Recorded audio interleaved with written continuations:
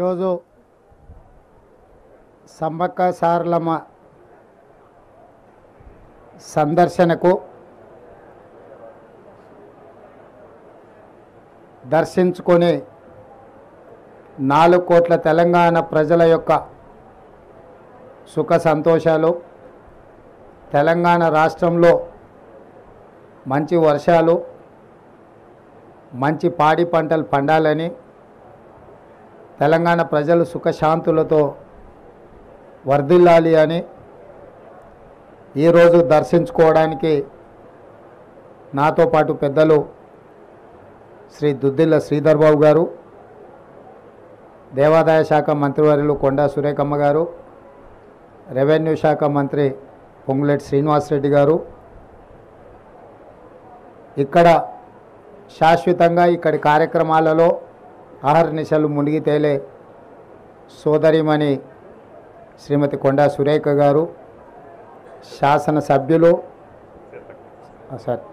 సీతక్క, అదేవిధంగా ఇక్కడున్న శాసనసభ్యులు, మాజీ పార్లమెంట్ సభ్యులు,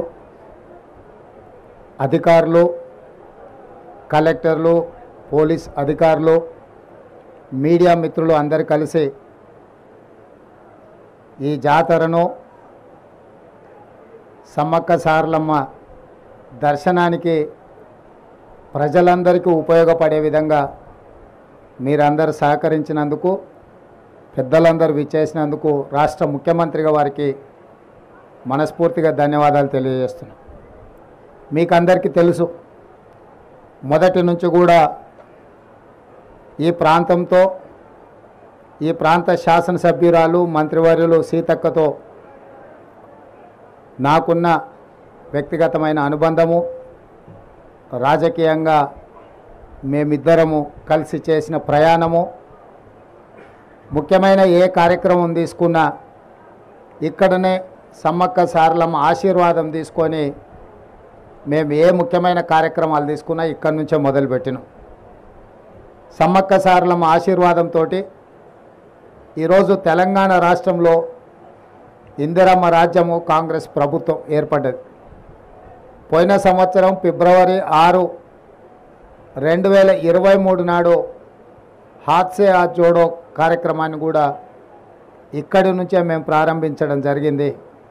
ఆ రోజే చెప్పినాం, తప్పకుండా రాబోయే ఎన్నికల్లో ప్రజా తీర్పు కాంగ్రెస్ పార్టీకి అనుకూలంగా ఉంటుంది, ప్రజాప్రభుత్వం ఏర్పడుతుంది, పెద్ద ఎత్తున రాబోయే సమ్మక్క సారలమ్మ జాతరను మా చేతుల మీదుగా భక్తులకు అసౌకర్యం కలగకుండా అన్ని రకాల ఏర్పాట్లు మేమే సొంతంగా పర్యవేక్షించి ఏర్పాటు చేస్తామని ఆ రోజు చెప్పడం జరిగింది.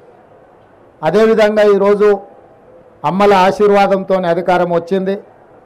సీతక్క గారు మంత్రివర్యులైనరు, సురేఖమ్మ గారు మంత్రివర్యులైనరు, మాకందరూ కూడా వివిధ హోదాలు, బాధ్యతలు, ఆశీర్వాదంతో మాకందరికి అవకాశం వచ్చింది.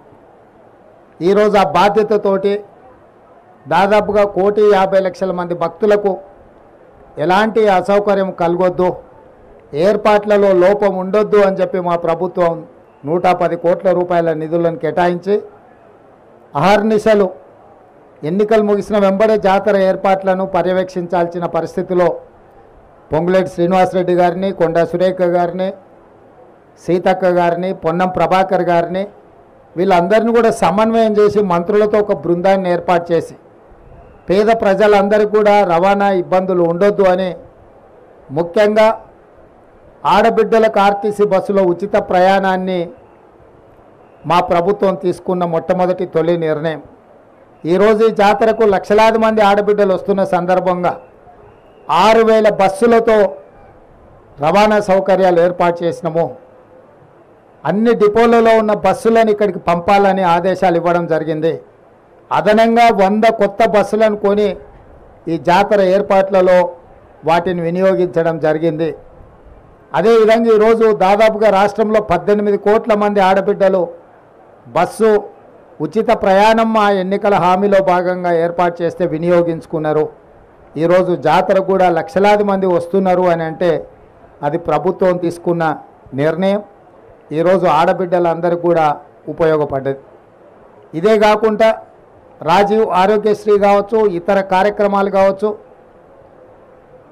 సమ్మక్క సారలమ్మ అంటేనే ప్రజల మీద ఆధిపత్యం చెలాయించాలనుకున్నప్పుడు, ప్రజల మీద పన్నుల భారంతో ప్రజల్ని పీడించైనా వసూలు చేయాలనుకున్న రాజులనైనా కూడా పేదలు, ఆదివాసీ బిడ్డలు, తల్లి బిడ్డలు, తండ్రి కొడుకులు అందరూ కలిసికట్టుగా పోరాటం చేసి తమ పోరాట స్ఫూర్తిని నిలబెట్టిండ్రు. కాబట్టి బడుగుల పక్షాన, ఆదివాసీల పక్షాన నిలబడి కొట్లాడి అమరులుగా నేల కొరిగిండ్రు. కాబట్టి వందల సంవత్సరాలైనా కూడా ఈ రోజుకు సమ్మక్క సారలమ్మను దేవుళ్ళుగా కొలుస్తున్నారు.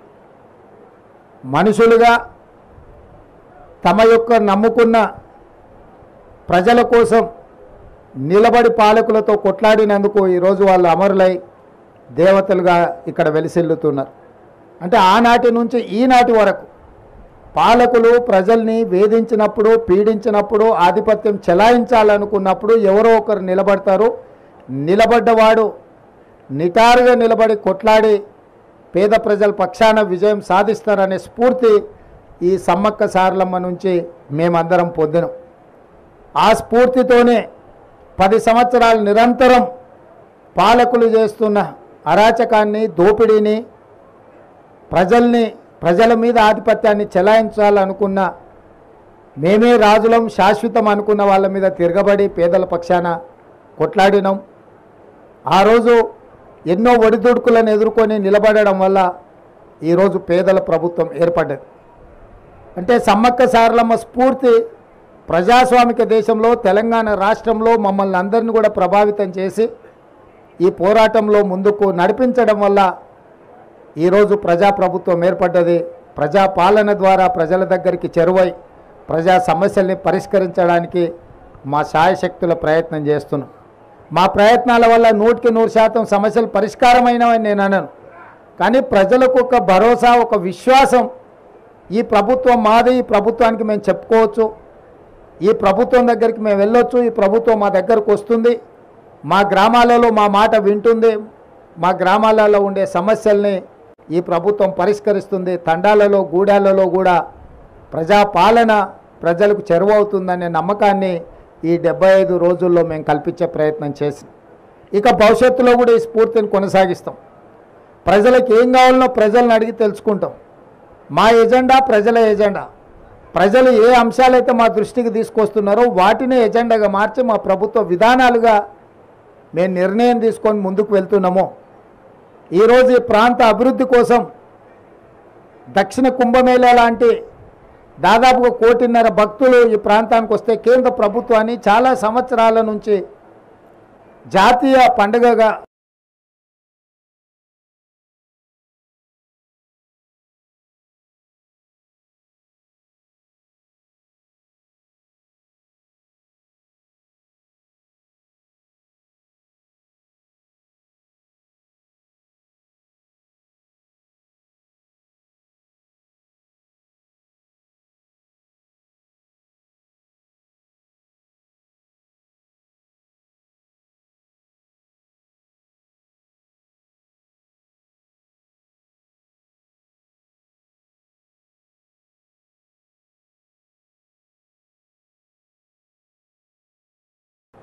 ఉత్తర భారతం, దక్షిణ భారతం అనే వివక్ష చూపించడం మంచిది కాదు.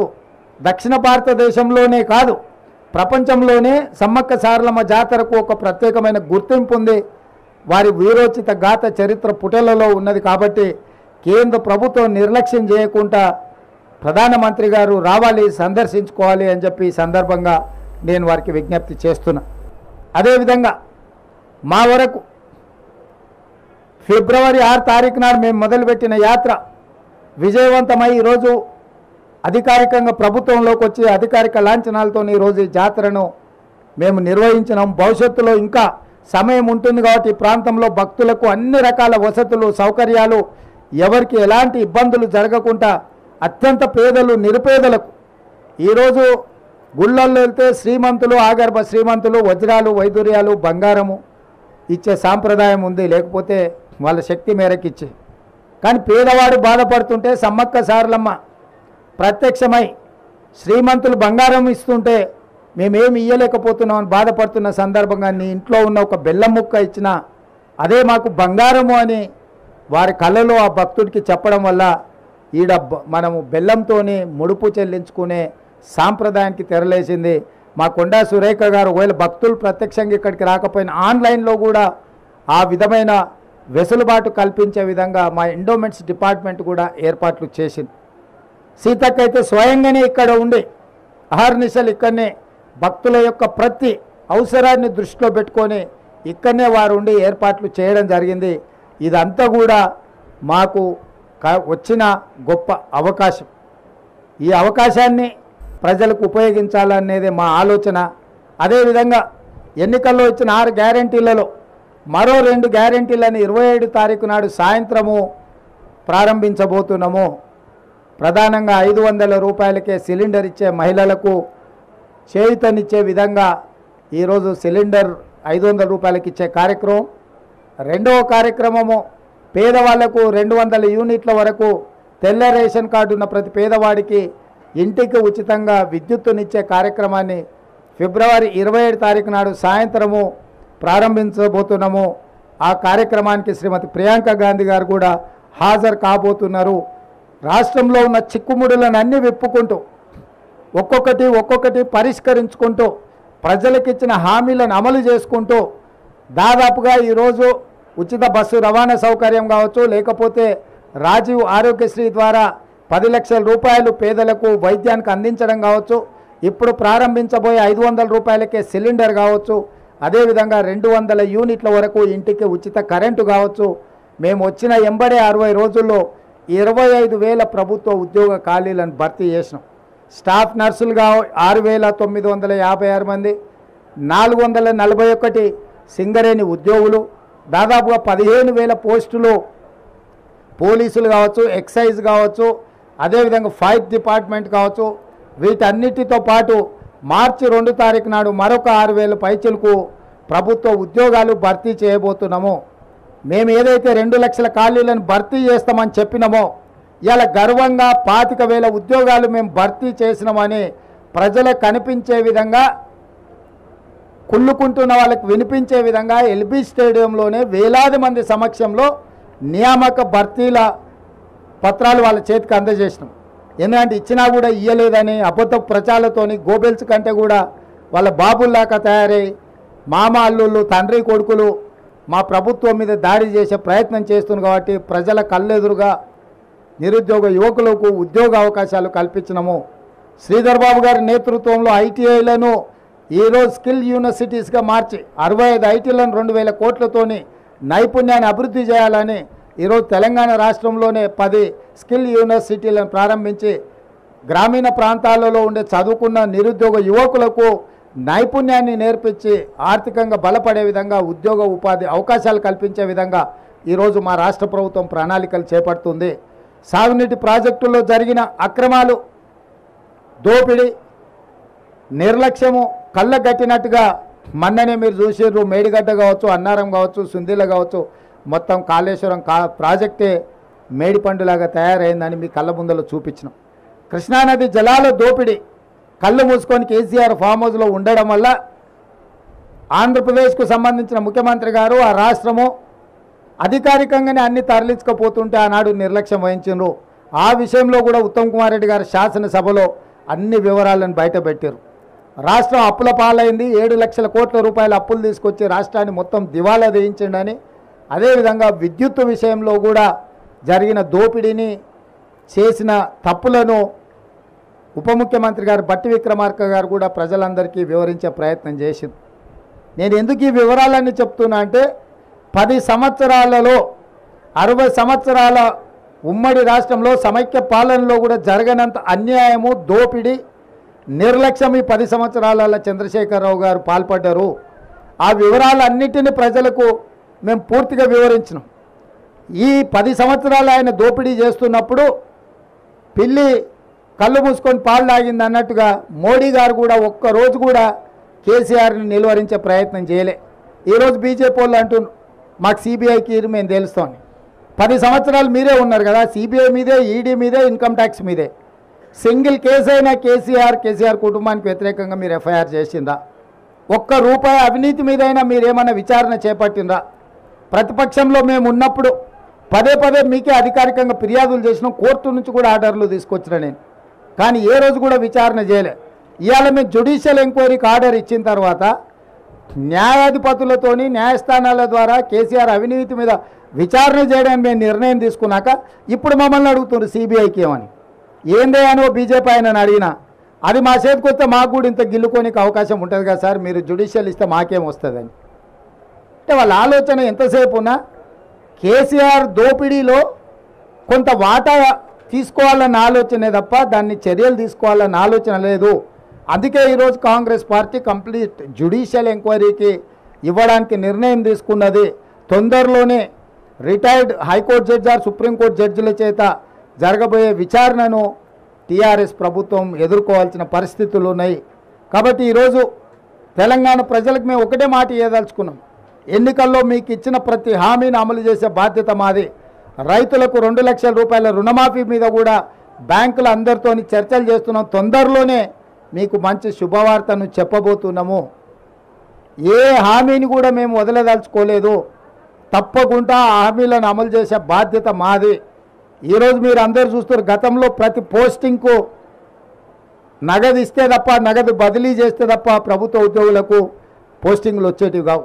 ఇవాళ పారదర్శకంగా ఎవరైతే ప్రజలకు సేవలు అందిస్తారో వాళ్ళని గుర్తించి ఎక్కడ ఉన్నా కూడా సామాజిక న్యాయంతో పాటు అర్హులైన అధికారులకు అందరికీ పోస్టింగ్లు ఇచ్చినాం.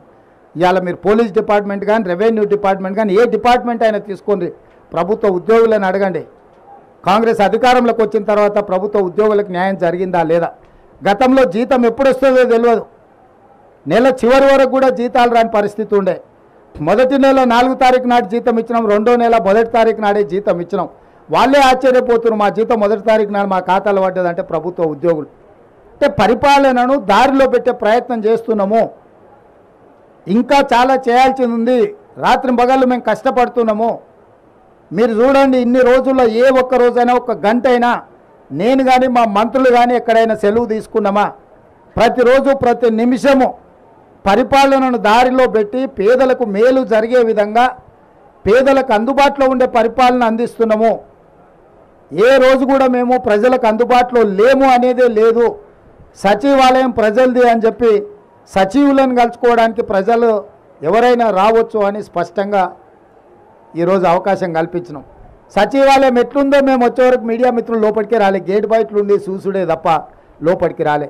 ఇవాళ స్వేచ్ఛగా మమ్మల్ని కూడా పోనీలా, సీతక్క పోతే పట్టుక పోలీసులు పట్టుకపోయారు, నేను పోతే పోలీసులు పట్టుకపోయారు. మా సంగతి కాదు, పోనీ మిమ్మల్ని ఇచ్చినట్టే మీకు కూడా అవకాశం రాలే. కానీ ఇవాళ అన్ని చేంబర్లు మీరు తిరిగే పరిస్థితి వచ్చింది. స్వేచ్ఛ అనేది ఈరోజు తెలంగాణ సమాజానికి కాంగ్రెస్ పార్టీ ఇచ్చింది. ఇక సంక్షేమం అభివృద్ధి కార్యక్రమాలు నిరంతరం తప్పకుండా వాటి అన్నిటిని కూడా కొనసాగిస్తాము. ఏ సమ్మక్క సారలమ్మ ఆశీర్వాదంతో ఈరోజు పేదల ప్రభుత్వం ప్రజాప్రభుత్వం వచ్చిందో తప్పకుండా పేదల ఆకాంక్షలను నెరవేర్చడానికి రాష్ట్రంలో మేము మాట ఇచ్చిన 6 గ్యారెంటీలను అదేవిధంగా మేము చేస్తామన్న అభివృద్ధి కార్యక్రమాలను ముందుకు తీసుకెళ్తాము. మీ అందరి సహకారం ఉండాలి. ఈ ప్రాంతాన్ని అత్యధికంగా నిధులతో జాతర వచ్చినప్పుడే అభివృద్ధి కాదు, జాతర కోసం నిరంతరం ఇక్కడ జరగాల్సిన అభివృద్ధిని కూడా స్వయంగా నేనే పర్యవేక్షించి మా ఇద్దరు సోదరిమణుల నేతృత్వంలో ఈ ప్రాంతాన్ని అభివృద్ధి చేసే బాధ్యత కూడా మేము తీసుకుంటాం. అదేవిధంగా మీకు కూడా 10 ఏళ్ళు మోసం జరిగింది మీడియా మిత్రులకు. మీ సమస్యలు కూడా తొందరలోనే ప్రెస్ అకాడమీ చైర్మన్ను తొందరలోనే నియమించబోతున్నాం. వారి ద్వారా మీ సమస్యలన్నిటిని కూడా వివిధ సంఘాలతోటి మీతో చర్చించి మీ సమస్యల్ని పరిష్కరించే బాధ్యత మా ప్రభుత్వం తీసుకుంటుంది. ఇంకా 100 రోజులు కూడా కాలేదు, మేము వచ్చి 10 సంవత్సరాలు ఓపిక పట్టినరు. తొందరలోనే మీ సమస్యల్ని పరిష్కరించే బాధ్యత మేము తీసుకుంటాం. ఈ ప్రభుత్వం మీది, దీన్ని కాపాడుకునే బాధ్యత కూడా మీదే. తేవడంతోనే మీ బాధ్యత తీరలే, కుట్రలను కుతంత్రాలను తిప్పికొట్టడానికి కూడా మీ సహకారం ఉండాలి. ఈరోజు వెనకంగా అక్కడంగా ఇక్కడంగా ఇద్దరు పొద్దుటిపూట ఒకటి మాట్లాడుతారు, చీకటి ఇంకోటి మాట్లాడుకుంటారు. వాళ్ళిద్దరి మధ్యలో ఉన్న సమన్వయం మీకు అర్థమయ్యే ఉంటుంది.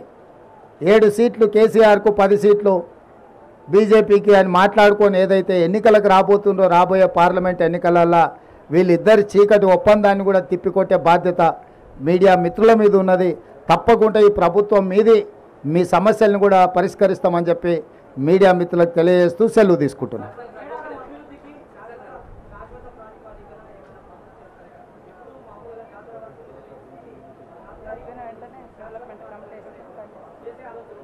తప్పకుండా జాతర అయిపోయిన తర్వాత డెవలప్మెంట్ కోసం మంత్రులతో ఒక కమిటీ చేసి శాశ్వతంగా ఇక్కడ ఏమేమి వసతులు కల్పించాలి, ప్రభుత్వం ఏం నిర్ణయాలు తీసుకోవాలో వాటన్నిటినీ ఆ కమిటీ సూచనల మేరకు ప్రభుత్వం నిధులు కేటాయించి అభివృద్ధి చేయడం జరుగుతుంది.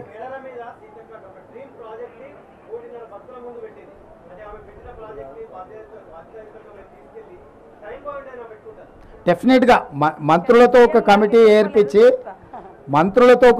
ఏర్పాటు చేసి సీతక్క ఆలోచనలు, భక్తుల ఆలోచనలు, ఇంకా నిపుణుల ఆలోచనలను కూడా పరిగణలోకి తీసుకొని గిరిజన సంఘాలు, ఆదివాసీ సంఘాలు కూడా వాళ్ళకు కొన్ని ఇక్కడ ఏది పడితే అది అభివృద్ధి చేయడానికి వాళ్ళ సాంప్రదాయం ప్రకారమే మనం ఇక్కడ అభివృద్ధి కార్యక్రమాలు చేపట్టాలి. వాళ్ళ సాంప్రదాయానికి భంగం కలిగే విధంగా మనం అభివృద్ధి చేయడానికి వీల్లేదు. ఆ సాంప్రదాయాలను దృష్టిలో పెట్టుకొని తప్పకుండా వాళ్ళకు కావలసినట్టుగా శాశ్వతమైన అభివృద్ధిని చేసే బాధ్యత మా ప్రభుత్వం తీసుకుంటుంది.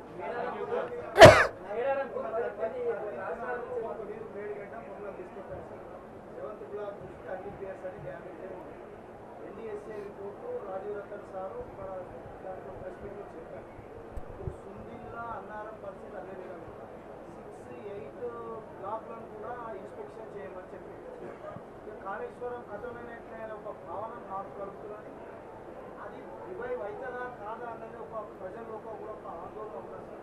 ఈ నేపథ్యంలో తెలంగాణ ప్రభుత్వం అంటే మన ప్రభుత్వం గోదావరి మీద ప్రత్యామ్నాయంగా ఏదైనా ప్రాజెక్టు గురించి ఆలోచిస్తున్నారు అంటే ఒకటి ఇక్కడ మీరు అర్థం చేసుకోవాల్సింది, మనం చూసి ఒక అంచనాకు వచ్చినాం, కానీ నిపుణుల నివేదిక లేకుండా మనము నిర్ణయాలు తీసుకోలేము.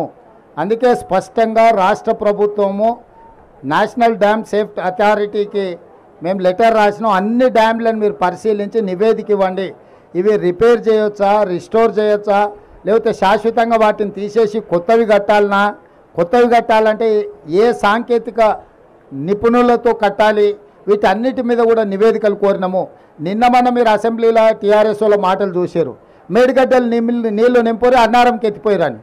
అసలు హరీష్ రావు దూలం లెక్క పెరిగింది కానీ దూడకున్న బుద్ధి కూడా లేదు. ఇప్పుడు అన్నారం బొక్కవాడు అన్నారం నుంచి నీళ్ళు వచ్చి ఇది కొట్టుకపోతుంది మేడిగడ్డ, మళ్ళా మేడిగడ్డ నుంచి అయితే అన్నారంలో పోయింది అంటుండు. అన్నారంలో ఉన్న నీళ్ళే దానికి మొత్తం లీకేజీలు వచ్చి అది కూలిపోయేటట్టుందని దాంట్లో ఉన్న నీళ్ళు కిందికి వదిలాం. వాళ్ళు మన అసెంబ్లీలో చేసిన వాదన మొత్తం చూడండి.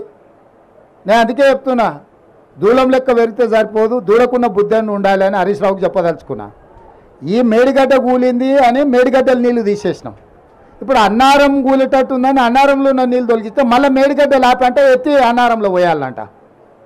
అసలు ఏమన్నా మెదడు ఉండే ఆలోచన. అందుకే వాళ్ళు ఏందనంటే చేసిన తప్పులను కప్పిపుచ్చుకోవడానికి ఎదురుదాడే ఒక మంచి విధానం అన్నట్టుగా వాళ్ళు ఒక ఆలోచన చేస్తున్నారు. కాబట్టి ఇప్పుడు స్పష్టంగా నిపుణుల నివేదికలు వచ్చిన తర్వాత మీరు చెప్తున్న ప్రతి అంశాన్ని పరిగణలోకి తీసుకుంటాం. ఏదేమైనా మహారాష్ట్ర ప్రభుత్వాన్ని ఒప్పించి తుమ్మిడిహెట్టి దగ్గర పాత ఒరిజినల్గా ఏదైతే డిజైన్ చేసినామో ఆ రోజు అక్కడ అది నిర్మించడం ద్వారా గ్రావిటీ ద్వారా ఎన్ని ఎకరాలకు నీళ్ళు ఇవ్వగలుగుతాం, వాటిని కూడా మా సాగునీటి నిపుణులు ఈరోజు అంచనాలు వేస్తున్నారు. తప్పకుండా వాటి అన్నిటిని దృష్టిలో పెట్టుకొని చేస్తాము. గోదావరి జలాలను పూర్తి స్థాయిలో ఉత్తర తెలంగాణకే కాదు, అవసరమైతే దక్షిణ తెలంగాణ ప్రాంతానికి కూడా నీళ్ళను వినియోగించుకోవడానికి కార్యాచరణ చేపడతాము. మేము హడావిడి చేయము, అపర మేధావులమని మేము చెప్పుకోము, 80,000 పుస్తకాలు చదివినామని అసలే చెప్పం. ఎందుకంటే ఎవరు చేయాల్సిన పని వాళ్ళే చేయాలి. మీకు తెలుసు కదా, దోపిక కదా నాకు గరక నాకు ఘాట్కా అని. గాడిద చేయాల్సిన పని గాడిద చేయాలి, కుక్క చేయాల్సిన పని కుక్క చేయాలి. కుక్క పని గాడిద చేసింది అనుకోండి నడ్డి ఉడుగుతుంది. పరిపాలన చేయాల్సింది మనం. నిపుణులు ఇచ్చిన నివేదికల ప్రకారం మనం పరిపాలన చేయాలి. మనమే నిపుణులం అనుకొని అపరమేధాలం అనుకొని చేస్తే మేడిగడ్డలాగా అవుతుంది కథ. కాబట్టి కొంత ఆలస్యమైన దాన్ని పక్కడబందీగా చేయాలనేది మా ఆలోచన. తప్పకుండా ఆ ప్రాంతం నుంచి వచ్చిన మంత్రివర్యులు శ్రీధర్ బాబు గారు ఉన్నారు. పూర్తిగా